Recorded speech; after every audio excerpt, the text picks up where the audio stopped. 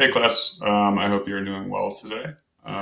Today it looks like we are going to be working on parallelism again. We're going to be going through some of the other basically background information and concepts of parallelism. All right, let's get started. So our agenda for today is to reiterate the meaning of parallelism and the forms that it takes within writing. We'll break down three famous examples and then answer any questions that you guys may have about this concept. It can be complicated, but it can also be really simple. There's a plethora of ways it's used throughout all types of writing, and we'll see that in a little bit here. So let's go over again what we've kind of already been talking about and review what exactly is parallelism, what's the context that it can be used in, what does it look like, and why would it be used. So essentially, parallelism is the use of a similar structure in related words, clauses, or phrases. It creates both rhythm and balance within a sentence. The concept of parallelism carries different meanings in different types of writing. Isn't that a fun word to say? Anyway, poetry, rhetoric, and literature use this concept very differently. Going forward, we're going to look at a few examples and we're going to discuss them. But let's slow down and let's kind of work out and break into what is parallelism. So it has slightly different meanings depending on the context. It's about balancing the weight or structure of ideas and phrases in rhetoric. In rhetoric, parallelism means balancing two or more ideas or arguments that are equally important. In grammar, it means using phrases that is grammatically similar or identical in structure, sound, meaning, or meter. So meter meaning like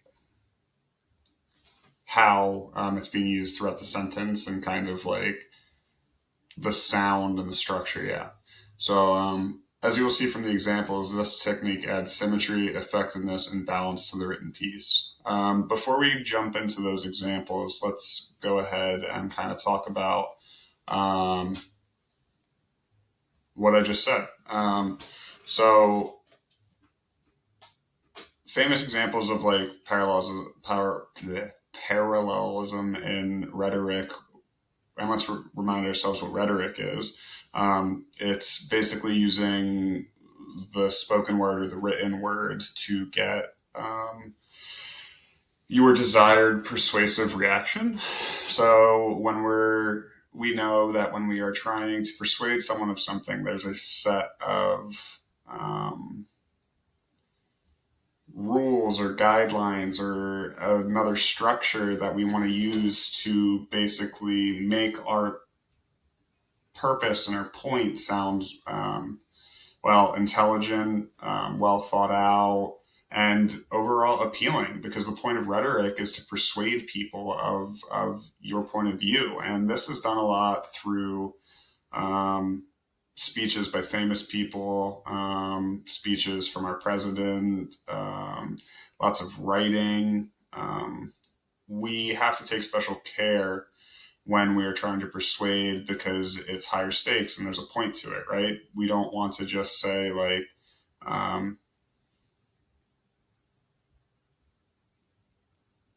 you should adopt an animal, right? There's a more emotional way to appeal to people and say like, this animal really needs a home. You would be doing a lot. There's an overwhelming amount of unhoused dogs that need love and a family, and they can provide you love and family. And there's a difference between that, like pulling at emotions and just saying like, this dog needs a home.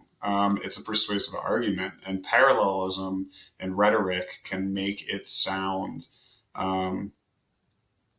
the cadence of like the way someone speaks will make it sound better. It'll add structure. It'll basically add strength and meaning, because if you listen to people speak that it sounds like they don't really know what they're talking about, or the sentences are jumbled, or it's just a mess in general, it loses a lot of its appeal already. And through using these strategies, and parallelism is one of them, we can build strong, educated sentences that pull at people and have a desired effect, whether that's to persuade someone of something or just to portray our thoughts, feelings, or information. And like you'll see this throughout life, that there's like you have to send emails or write notes or do this or do that, and like a lot of people base competency and importance on how you can convey meaning through text, and just having basic understanding of these concepts and structure is a really, really strong basis for that. So again, like that kind of touched on the grammar portion. Like it's important to have these structures and these sounds and these basically stop gaps in your writing to make sure that like it's not just a jumbled mess of thoughts and it's portraying things the right way. Let's talk about how it's used in poetry. Poetry uses it in the most colorful way, I would say. It can be done through the repetition of words. It can be done through the repetition of themes. It can be done physically, like we spoke about before with grammar. It can just basically change the whole meaning and understanding of a poem because it is doing a lot of work to basically structure the way that you're experiencing the writing. When you look at something that's written parallel, you can see it right off the bat that there's like just a consistent structure. And I don't know about anyone else, but for myself, like it's very appealing to hear the rhythm and the repetition and gather meaning from the words in like a structured manner. So let's move forward on to our first example, which would be from literature. It's going to be example number 1, A Tale of Two Cities, by Charles Dickens. This is the first paragraph of the piece of writing. So it says, "It was the best of times, it was the worst of times. It was the age of wisdom, it was the age of foolishness.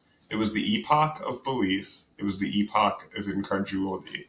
It was the season of light, it was the season of darkness. It was the spring of hope, it was the winter of despair. We had everything before us, we had nothing before us. We were all going direct to heaven. We were all going direct the other way." So at this point, I would open this up to students to ask what portions of this they think is parallelism based on what I just said. How do they think it's used? Why would it be used that way? And why is this different than possibly a rhetorical use of parallelism? And I would also tell the class that the biggest portion of this is that it carries certain structure and words that are using to connect opposing ideas, because it serves as a bridge between it was the best of times, it was the worst of times. They're two ideas that live on opposite spectrums. They're being connected by a similar concept, well, the exact same phrasing. So it's supposed to kind of bring about like and foster thinking of how these things could live together. It was the age of wisdom. It was the age of foolishness. How can wisdom and foolishness work together? Even in the last 2 sentences where it says, "We had everything before us, we had nothing before us. We were all going direct to heaven. We were all going direct the other way." It dropped the "it was," but served or utilized "we had" for 2 sentences, and then "we were." So it's carrying the same theme to tie these concepts together. So now let's look at an example that utilizes parallelism in poetry. This is Bells by Edgar Allan Poe. Keeping time, time, time, in a sort of runic rhyme, to the throbbing of the bells, bells, bells, to the sobbing of the bells, keeping time, time, time, as he knells, knells, knells, in a happy runic rhyme, to the rolling of the bells, bells, bells, to the tolling of the bells, bells, bells, bells, bells, bells, to the moaning and the groaning of the bells. Throughout the poem, again, this would be a portion of point where I stop and I hold a discussion with the class to kind of discuss kind of what we just saw and read and why it is the way it is.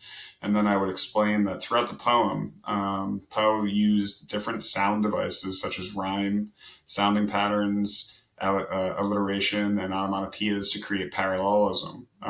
Accordingly, he has confirmed the chime of the bells to the dominant features of the stage of life. Thus, a meaningful cohesion has been created. I would explain that, like, if this doesn't resonate or this doesn't make sense, this is just simply to be a benchmark and an example of why it is, used differently than the first example. And then finally, we would talk about this quote from Martin Luther King, which is, "I have a dream that my 4 little children will one day live in a nation where they will not be judged by the color of their skin, but by the content of their character. I have a dream today." For this quote from MLK, we see a more foundational version of parallelism. In this context, parallelism serves as a structure to make the words sound cohesive, but to also emphasize the point that something needs to change. The dream is not reality yet. By beginning and ending with this concept, the message is carried throughout. He's trying to show people the disservice and the atrocities going on and what needs to be done and changed. And through having this solid structure, he really emphasizes like word choice and just how strongly it reads. So class, if you have any questions, let's discuss them. Let's go through them. And at this point, we'll move on to the next portion if no one has anything they need. Thank you.